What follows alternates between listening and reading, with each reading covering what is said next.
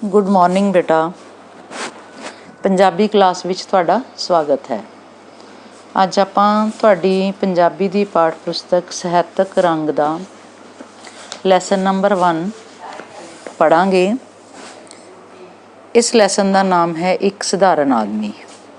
एक सधारण आदमी कहानी जिहड़ी है वो संतोख सिंह धीर जी द्वारा लिखी गई है।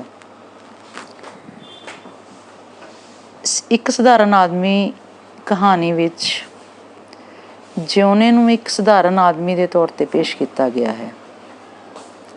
वो है भी सधारण आदमी, सधारण मतलब आम आदमी। उसने कदे कुत्ते नूं भी सोटी नहीं मारी, पर एक दिन उसकी झड़प हो जाती है सद्दा सिंह नाल, थोड़ी जही। सद्दा सिंह उहदे नाल वधीकी करता है, वधीकी मतलब ज्यादती करता है।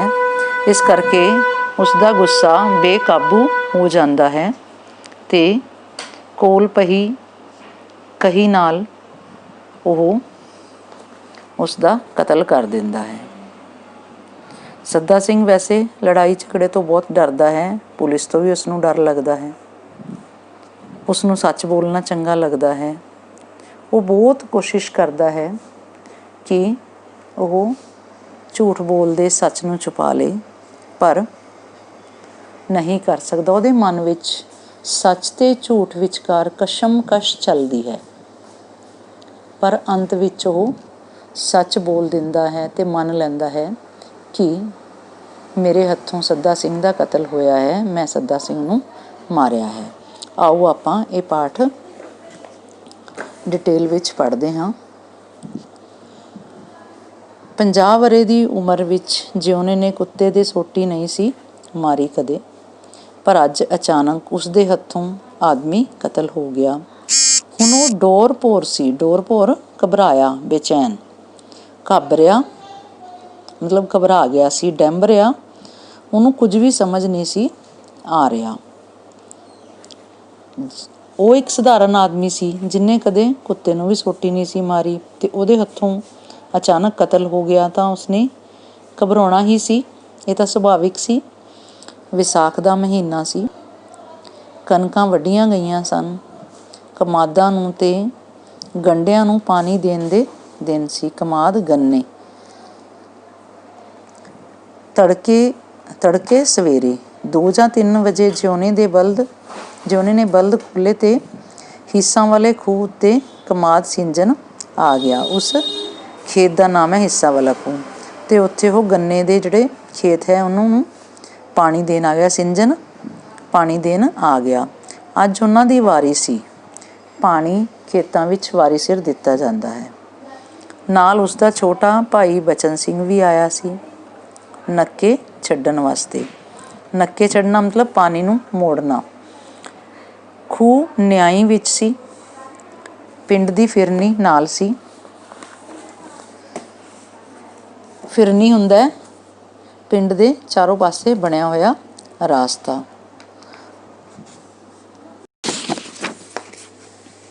खूह तो थोड़ी दूर ही कोई 100 ਕੁ गज ਦੇ फर्क नाल, गज ਜ਼ਮੀਨ ਨੂੰ ਮਾਪਣ ਦਾ ਇੱਕ ਮਾਪ, ਅਕਾਲੀਆਂ ਦਾ ਘਰ ਸੀ ਤੇ ਸੱਦਾ ਸਿੰਘ ਅਕਾਲੀ ਜੋ ਖੂਹ ਦਾ ਹਿੱਸੇਦਾਰ ਸੀ। ਹਿੱਸੇਦਾਰ ਮਤਲਬ ਪਾਰਟਨਰ, ਮੰਨਿਆ ਹੋਇਆ ਅੜਬ ਜਿੱਦੀ, ਆਪਣੇ ਘਰ ਦੇ ਵਿਹੜੇ ਵਿੱਚ ਡੰਗਰਾਂ ਲਾਗੇ ਪਿਆ ਸੀ।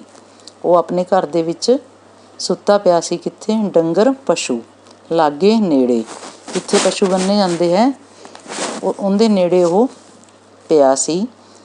ਉਸਦਾ ਕਹਿਣਾ ਸੀ ਕਿ ਅੱਜ ਉਹਨਾਂ ਦੀ ਵਾਰੀ ਹੈ। ਖੇਤਾਂ ਨੂੰ ਪਾਣੀ ਵਾਰੀ ਸਿਰ ਦਿੱਤਾ ਜਾਂਦਾ ਨਾ, ਇਸ ਕਰਕੇ ਸੱਦਾ ਸਿੰਘ ਕਹਿ ਰਿਹਾ ਸੀ ਕਿ ਪਾਣੀ ਦੀ ਵਾਰੀ ਅੱਜ ਉਹਨਾਂ ਦੀ ਹੈ। ਜਿਉਣੇ ਹੋਰੀ ਖੂਹ ਨਾ ਜੋੜਨ। ਉਹ ਸੋਚ ਰਿਹਾ ਸੀ ਜਾਂ ਕਹਿ ਰਿਹਾ ਸੀ ਕਿ ਜਿਉਣੇ ਹੋਰੀ ਅੱਜ ਪਾਣੀ ਨਾ ਦੇਣ। ਖੂਹ ਨਾ ਜੋੜਨ ਮਤਲਬ ਪਾਣੀ ਨਾ ਦੇਣ, ਨਾ ਚਲਾਉਣ ਖੂਹ। ਜੇ ਫਿਰ ਵੀ ਜੋੜਨਗੇ ਤਾਂ ਉਹ ਆ ਕੇ ਰੋਕੇਗਾ, ਜੇ ਉਹ ਨਾ ਮੰਨਣਗੇ ਤਾਂ ਉਹ ਆ ਕੇ ਉਹਨਾਂ ਨੂੰ ਰੋਕ ਦੇਵੇਗਾ। ਜਿਉਣਾ ਖੂਹ ਜੋੜਨ ਲੱਗਾ। ਜਿਉਣੇ ਨੇ ਜਿਵੇਂ ਹੀ ਖੂਹ ਚਲਾਇਆ, ਪਾਣੀ ਲੈਣਾ ਸ਼ੁਰੂ ਕੀਤਾ ਖੂਹ 'ਚੋਂ, ਬਚਨ ਸਿੰਘ ਕਹੀ ਨਾਲ ਖਾਲ ਸਵਾਰਨ ਲੱਗ ਪਿਆ। ਬਚਨ ਸਿੰਘ ਕੌਣ ਹੈ?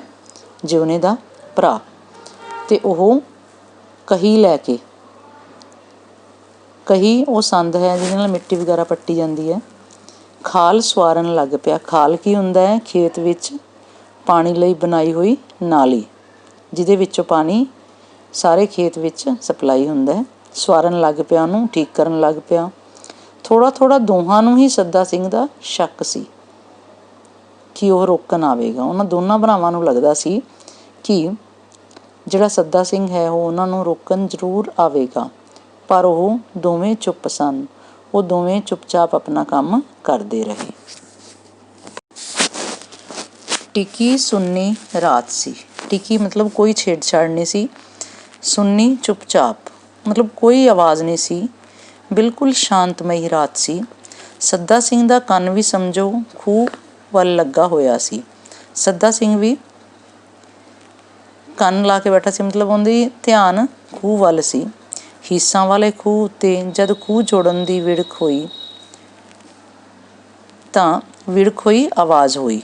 ਜਦੋਂ ਉਹਨੂੰ ਪਤਾ ਲੱਗਿਆ ਕਿ ਹੀਸਾਂ ਵਾਲੇ ਖੂਹ 'ਤੇ ਖੂਹ ਚੱਲ ਪਿਆ ਹੈ, ਪਾਣੀ ਦੀ ਆਵਾਜ਼ ਆਈ ਤਾਂ ਸੱਦਾ ਸਿੰਘ ਜਾਗ ਪਿਆ। ਤਾਂ ਸੱਦਾ ਸਿੰਘ ਉੱਠ ਗਿਆ ਅਤੇ ਮੰਜੇ ਉੱਤੋਂ ਉੱਠ ਕੇ ਖੂਹ ਵੱਲ ਨੂੰ ਤੁਰ ਪਿਆ। ਮੰਜੇ ਤੋਂ ਉੱਠਿਆ ਅਤੇ ਖੂਹ ਵੱਲ ਚੱਲ ਪਿਆ। ਉਸਦਾ ਪਿੰਡਾ ਨੰਗਾ ਸੀ, ਭਾਵ ਉਹਨੇ ਕੱਪੜੇ ਨਹੀਂ ਸੀ ਪਾਏ ਹੋਏ। ਸਿਰ 'ਤੇ ਪੈਰ ਵੀ ਨੰਗੇ ਸਨ। ਪੈਰਾਂ ਵਿੱਚ ਵੀ ਕੁਝ ਨਹੀਂ ਪਾਇਆ ਸੀ, ਸਿਰ 'ਤੇ ਵੀ ਕੁਝ ਨਹੀਂ ਲਿਆ ਹੋਇਆ ਸੀ। ਸਿਰਫ ਚਿੱਟੀ ਕਾਛੀ ਉਸਦੇ ਨੇੜੇ ਉਸਨੇ ਤੇੜ ਪਹਿਨੀ ਹੋਈ ਸੀ। ਕਮਰ ਤੋਂ ਨੀਚੇ ਵਾਲੇ ਹਿੱਸੇ 'ਚ ਉਹਨੇ ਕੱਪੜੇ ਪਾਏ ਹੋਏ ਸਨ। ਚਾਨਣੀ ਰਾਤ ਸੀ। ਰਾਤ ਵਿੱਚ ਚੰਦਰਮਾ ਦੀ ਜਿਹੜੀ ਚਾਨਣੀ ਸੀ ਚਾਰੋਂ ਤਰਫ ਬਿਖਰੀ ਹੋਈ ਸੀ। ਪੂਰਨਮਾਸ਼ੀ ਲੰਘਿਆ ਅਜੇ 3-4 ਦਿਨ ਹੋਏ ਸਨ। 3-4 ਦਿਨ ਪਹਿਲਾਂ ਹੀ ਪੂਰਨਮਾਸ਼ੀ ਸੀ। ਜਿਉਣੇ ਹੋਰਾਂ ਨੇ ਦੇਖਿਆ ਕਿ ਸੱਦਾ ਸਿੰਘ ਆ ਰਿਹਾ ਹੈ। ਜਿਉਣੇ ਅਤੇ ਉਹਦੇ ਭਰਾ ਨੇ ਦੇਖਿਆ ਕਿ ਸੱਦਾ ਸਿੰਘ ਉਹਨਾਂ ਵੱਲ ਆ ਰਿਹਾ ਹੈ। ਸ਼ੱਕ ਤਾਂ ਸੀ ਉਹਨਾਂ ਨੂੰ। ਉਹ ਸਾਵਧਾਨ ਜਿਹੇ ਹੋ ਗਏ। ਉਹ ਅਵੇਅਰ ਹੋ ਗਏ, ਸਾਵਧਾਨ ਹੋ ਗਏ ਅਤੇ ਨਾਲੇ ਕੁਝ ਕੰਬਣ ਲੱਗੇ। ਮਤਲਬ ਉਹਨਾਂ ਨੂੰ ਡਰ ਲੱਗਣ ਲੱਗ ਗਿਆ। ਉਹਨਾਂ ਨੂੰ ਪਹਿਲਾਂ ਹੀ ਪਤਾ ਸੀ ਕਿ ਅੱਜ ਉਹ ਛੇੜੇਗਾ। ਛੇੜਨਾ, ਸ਼ਰਾਰਤ ਕਰਨਾ, ਝਗੜੇ ਵਾਸਤੇ ਗੱਲ ਕਰਨਾ। ਜਿਉਣੇ ਹੋਰੀ ਨਰਮ ਸਨ। ਉਹ ਦੋਨੇ ਭਰਾ ਨਰਮ ਸਨ, ਮਤਲਬ ਲੜਾਈ ਝਗੜਾ ਨਹੀਂ ਚਾਹੁੰਦੇ ਸਨ। ਸੱਦਾ ਸਿੰਘ ਅੱਖੜ, ਅਤੇ ਸੱਦਾ ਸਿੰਘ ਅੱਖੜ ਹੁੰਦਾ ਮਨਮਰਜ਼ੀ ਕਰਨ ਵਾਲਾ। ਸਰੀਰ ਦਾ ਵੀ ਸੱਦਾ ਸਿੰਘ ਨਰੋਆ ਅਤੇ ਤਕੜਾ ਸੀ। ਨਰੋਆ ਤਾਕਤਵਰ, ਤਕੜਾ ਸ਼ਕਤੀਸ਼ਾਲੀ। ਮਤਲਬ ਉਹ ਸ਼ਕਤੀਸ਼ਾਲੀ ਸੀ। ਸਰੀਰ ਵੀ ਉਹਦਾ ਇਸ ਤਰ੍ਹਾਂ ਦਾ ਸੀ। ਲੰਮਾ ਕੱਦ ਉਹਦਾ ਪੂਰਾ ਲੰਮਾ ਸੀ, ਖੁੱਲ੍ਹਾ ਵਿੱਢ ਅਤੇ ਸਰੀਰ ਫੈਲਿਆ ਹੋਇਆ ਸੀ। ਪਹਿਲਵਾਨਾਂ ਵਰਗਾ ਜੁੱਸਾ ਅਤੇ ਉਹਦਾ ਸਰੀਰ ਐਂ ਲੱਗਦਾ ਸੀ ਜਿਵੇਂ ਪਹਿਲਵਾਨਾਂ ਵਰਗਾ ਹੋਵੇ। ਕਦੇ ਕਿਸੇ ਜ਼ਮਾਨੇ ਵਿੱਚ ਉਹ ਪਹਿਲਵਾਨ ਵੀ ਰਿਹਾ ਸੀ। ਸਰੀਰ ਉਹਦਾ ਇਸ ਤਰ੍ਹਾਂ ਦਾ ਇਸ ਕਰਕੇ ਸੀ ਕਿਉਂਕਿ ਕਿਸੇ ਜ਼ਮਾਨੇ ਵਿੱਚ ਉਹ ਪਹਿਲਵਾਨ ਵੀ ਰਿਹਾ ਸੀ। ਭਾਵੇਂ ਹੁਣ ਉਹ ਬੁੱਢਾ ਸੀ।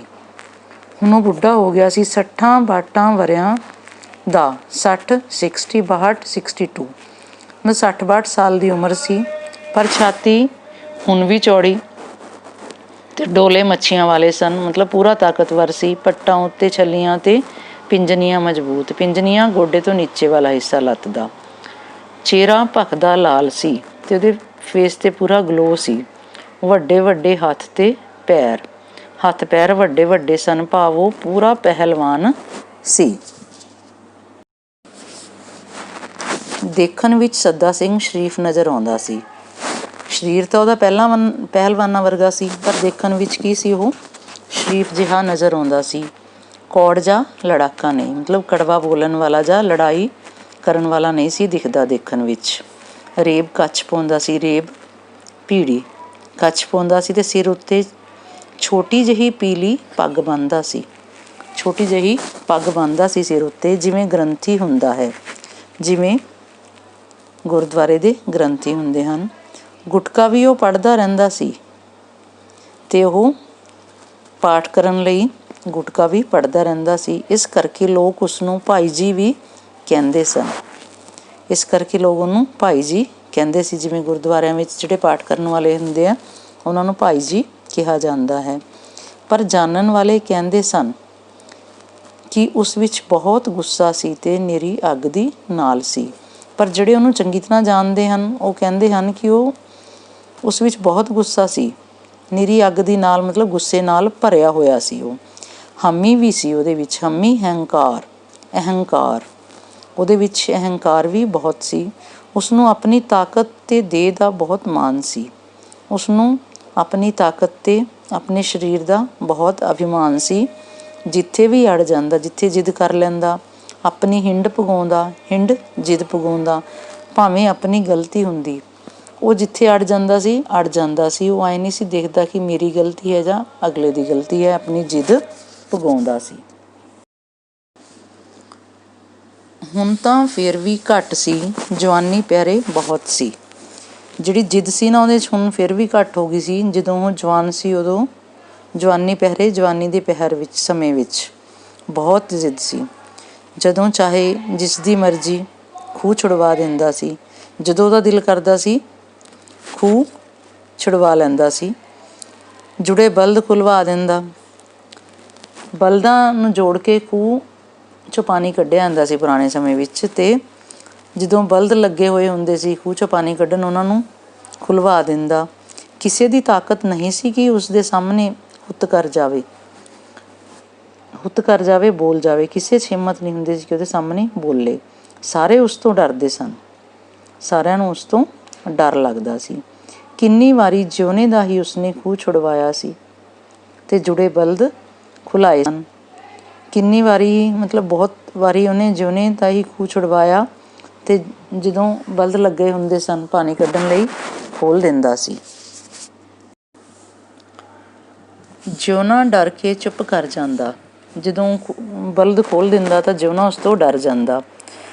ਕੋਈ ਵੀ ਬੋਲਦਾ ਨਹੀਂ ਸੀ। ਜਿਉਣਾ ਕਿ ਕੋਈ ਵੀ ਉਹਦੇ ਸਾਹਮਣੇ ਨਹੀਂ ਸੀ ਬੋਲਦਾ। ਸੱਦਾ ਸਿੰਘ ਦਾ ਇੱਕ ਤਰ੍ਹਾਂ ਨਾਲ ਛੱਪਾ ਬੈਠਿਆ ਹੋਇਆ ਸੀ। ਛੱਪਾ ਦਹਿਸ਼ਤ। ਸੱਦਾ ਸਿੰਘ ਦੀ ਇੱਕ ਤਰ੍ਹਾਂ ਨਾਲ ਦਹਿਸ਼ਤ ਸੀ।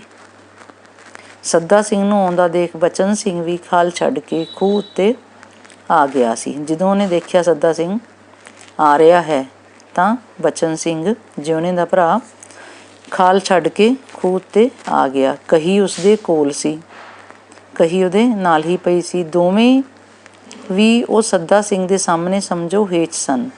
ਸੱਦਾ ਸਿੰਘ ਇਕੱਲਾ ਉਹਨਾਂ ਦੋਵਾਂ ਭਰਾਵਾਂ 'ਤੇ ਭਾਰੀ ਸੀ। ਮਤਲਬ ਆਪਣੇ ਆਪ ਨੂੰ ਉਹ ਛੋਟਾ ਸਮਝ ਰਹੇ ਸਨ। ਉਹ ਦੋ ਜਣੇ ਸਨ ਤਾਂ ਵੀ। ਸੱਦਾ ਸਿੰਘ ਤੁਰਦਾ ਤੁਰਦਾ ਖੂਹ ਦੇ ਨੇੜੇ ਆ ਗਿਆ ਅਤੇ ਆਉਂਦਾ ਹੀ ਉਹ ਆਖਣ ਲੱਗਾ ਮਤਲਬ ਕਹਿਣ ਲੱਗਾ, ਖੂਹ ਨਾ ਚਲਾਇਓ ਬਈ, ਤੁਸੀਂ ਖੂਹ ਨਹੀਂ ਚਲਾਉਣਾ। ਉਹਦਾ ਬੋਲ ਡਾਂਟਵਾਂ ਤੜੀ ਨਾਲ ਭਰਿਆ ਹੋਇਆ ਸੀ। ਡਾਂਟਵਾਂ ਮਤਲਬ ਡਾਂਟਣ ਵਾਲਾ, ਤੜੀ ਨਾਲ ਰੋਹਬ ਨਾਲ ਭਰਿਆ ਹੋਇਆ ਸੀ। ਉਹ ਰੋਹਬ ਨਾਲ ਅਤੇ ਗੁੱਸੇ ਨਾਲ ਬੋਲਿਆ ਡਾਂਟ ਕੇ ਕਿ ਤੁਸੀਂ ਖੂਹ ਨਹੀਂ ਚਲਾਉਣਾ। ਕਿਉਂ ਨਾ ਚਲਾਈਏ ਖੂਹ, ਜਿਉਣੇ ਹੋਰੀ ਆਖਣ ਲੱਗੇ। ਜਿਉਣਾ ਅਤੇ ਉਹਦੇ ਭਰਾ ਕਹਿਣ ਲੱਗੇ ਵੀ ਖੂਹ ਅਸੀਂ ਕਿਉਂ ਨਾ ਚਲਾਈਏ। ਡਰ ਅਤੇ ਘਬਰਾਹਟ ਨਾਲ ਉਹ ਧੱਕ ਕਰ ਰਹੇ ਸਨ। ਅੰਦਰੋਂ ਡਰ ਵੀ ਲੱਗ ਰਿਹਾ ਸੀ, ਘਬਰਾਹਟ ਹੋ ਰਹੀ ਸੀ, ਪਰ ਫਿਰ ਵੀ ਉਹ ਕਹਿਣ ਲੱਗੇ ਕਿ ਕਿਉਂ ਨਾ ਉਹ ਖੂਹ ਚਲਾਉਣ। ਬਸ ਮੈਂ ਤੁਹਾਨੂੰ ਕਹਿ ਤਾ, ਮੈਂ ਤੁਹਾਨੂੰ ਕਹਿ ਦਿੱਤਾ ਖੂਹ ਨਹੀਂ ਚਲਾਉਣਾ। ਅੱਜ ਸਾਡੀ ਵਾਰੀ ਹੈ।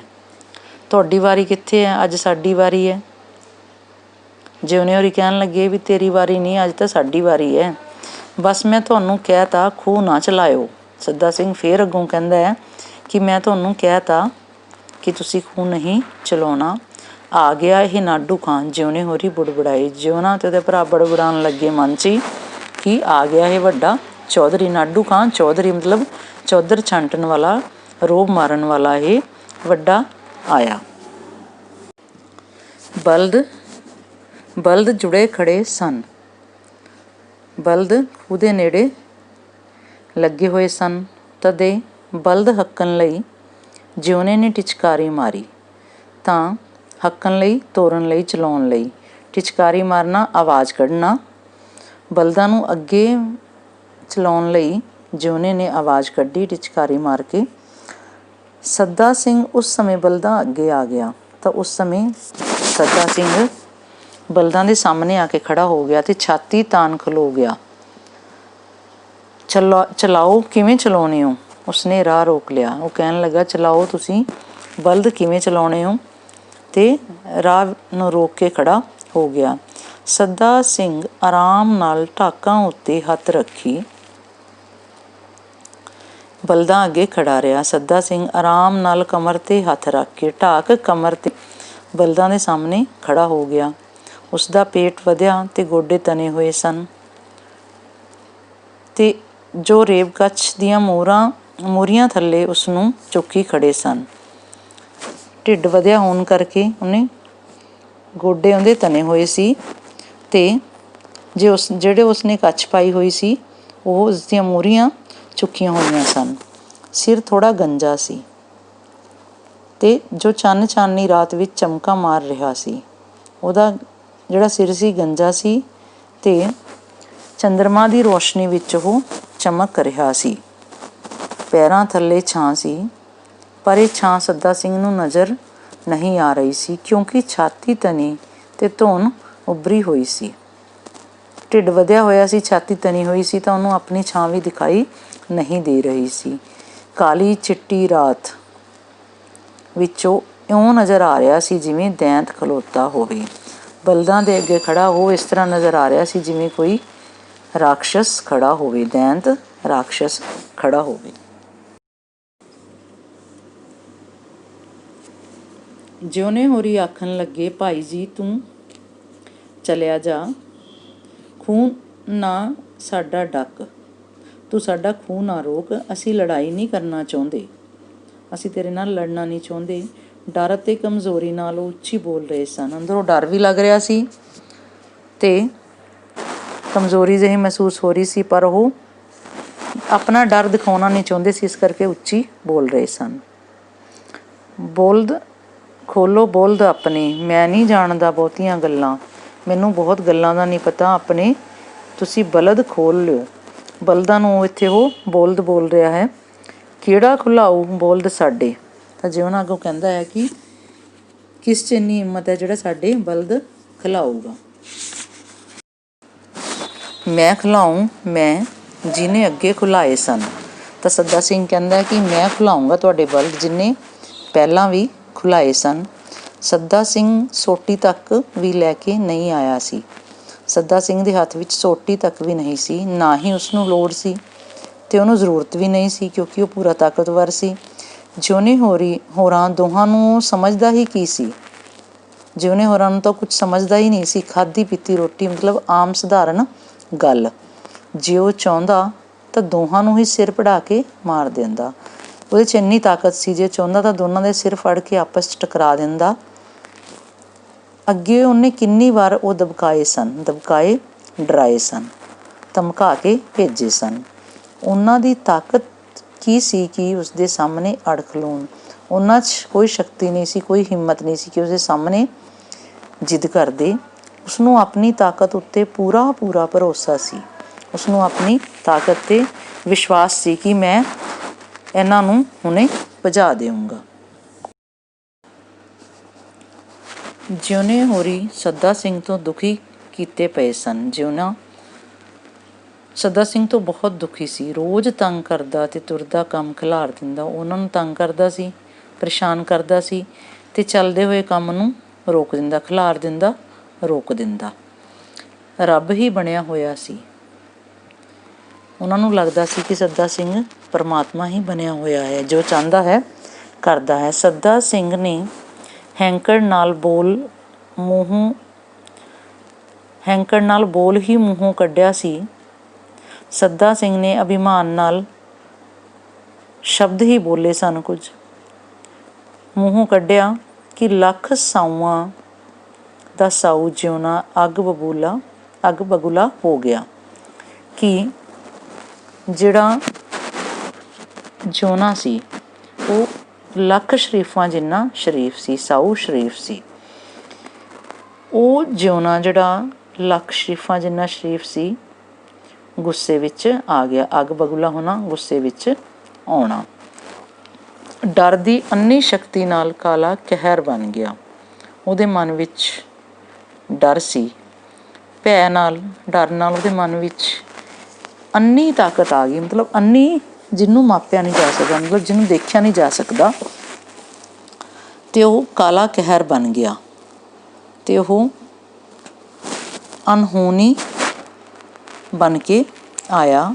ਉਸਨੇ ਕਹੀ ਚੱਕੀ ਅਤੇ ਬਿਜਲੀ ਵਰਗੀ ਤਾਕਤ ਨਾਲ ਸੱਦਾ ਸਿੰਘ ਦੇ ਸਿਰ ਵਿੱਚ ਮਾਰੀ। ਉਹਨੇ ਨਾਲ ਪਈ ਕਹੀ ਨੂੰ ਚੱਕ ਲਿਆ ਅਤੇ ਬਿਜਲੀ ਵਰਗੀ ਤਾਕਤ ਨਾਲ, ਜਿਵੇਂ ਬਿਜਲੀ ਚਮਕਦੀ ਹੈ ਨਾ, ਉਹ ਪਲਾਂ ਛਿਨਾਂ ਵਿੱਚ ਹੀ ਚਮਕ ਜਾਂਦੀ ਹੈ, ਅਤੇ ਉਹਦੇ ਵਿੱਚ ਤਾਕਤ ਵੀ ਬਹੁਤ ਹੁੰਦੀ, ਐਨਰਜੀ ਵੀ ਬਹੁਤ ਹੁੰਦੀ। ਜਿੱਥੇ ਬਿਜਲੀ ਡਿੱਗਦੀ ਹੈ ਅਸਮਾਨੀ, ਸਭ ਕੁਛ ਤਹਿਸ ਨਹਿਸ ਕਰ ਦਿੰਦੀ ਹੈ।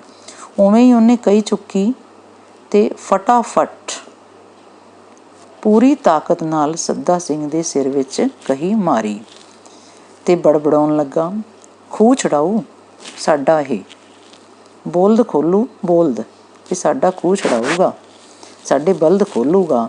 ਉਹ ਦੰਦ ਕਰੀਚ ਰਿਹਾ ਸੀ। ਦੰਦ ਕਰੀਚਣਾ, ਦੰਦਾਂ ਨੂੰ ਪੀਚਣਾ, ਮਤਲਬ ਮਨ ਵਿੱਚ ਹੀ, ਮੂੰਹ ਵਿੱਚ ਬੜਬੜਾਉਣਾ। ਅਤੇ ਲੱਖਾਂ ਕਰੋੜਾਂ ਸੱਪਾਂ ਜਿੰਨੀ ਜ਼ਹਿਰ ਨਾਲ ਭਰ ਗਿਆ ਸੀ। ਅਤੇ ਉਹਦੇ ਮਨ ਵਿੱਚ ਕਿੰਨੀ ਘ੍ਰਿਣਾ, ਕਿੰਨੀ ਨਫ਼ਰਤ ਆ ਗਈ ਸੀ। ਲੱਖਾਂ ਕਰੋੜਾਂ ਸੱਪਾਂ ਜਿੰਨੀ ਜਿਹੜੀ ਘ੍ਰਿਣਾ ਉਹਨਾਂ ਦੇ ਮਨ ਵਿੱਚ ਆ ਗਈ ਸੀ। ਹੁਣ ਉਹ ਇੱਕ ਚੰਡਾਲ ਸੀ, ਚੰਡਾਲ ਗੁੱਸੇ ਵਿੱਚ ਭਰਿਆ ਹੋਇਆ। ਉਸਦੀਆਂ ਅੱਖਾਂ ਲਟ ਲਟਾ ਕੇ ਕਾਲੀ ਅੱਗ ਬਣ ਗਈਆਂ ਸਨ। ਅੱਖਾਂ ਵਿੱਚ ਨਫ਼ਰਤ ਔਰ ਗੁੱਸੇ ਦੀ ਅੱਗ ਭਰ ਗਈ ਸੀ। ਇਸ ਕਰਕੇ ਉਹਦੀਆਂ ਅੱਖਾਂ ਵਿੱਚੋਂ ਨਫ਼ਰਤ ਸਾਫ਼ ਨਜ਼ਰ ਆ ਗਈ ਸੀ ਕਿ ਕਿਵੇਂ ਉਹਦੀਆਂ ਅੱਖਾਂ ਅੱਗ ਉਗਲ ਰਹੀਆਂ ਹਨ।